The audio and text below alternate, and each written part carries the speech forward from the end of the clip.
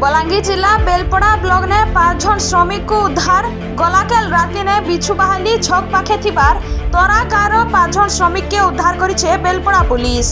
सूचना अनुसार चटू अनका गाँव सरदार जानमेजा पनिका गोटे मिनी भैन साहाय्य ने बेआईन भावे बाहर राइज के दादन श्रमिक चालान करुतबार समय के धरला पुलिस और श्रमिक मान को प्राथमिक स्तर ने पचरा उचरा करी निजर घर के पठे दिया जाइतिबार बेलके गाड़ी ड्राइवर नवीन पटेल को अटक रखी पचरा उचरा उतारू पाटनागढ़ कोर्ट चालान करा जाइछे।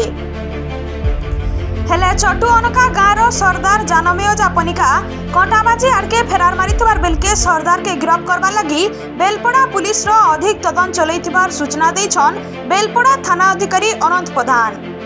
बेलपड़ा नु जीतू नायक को रिपोर्ट धना टीवी।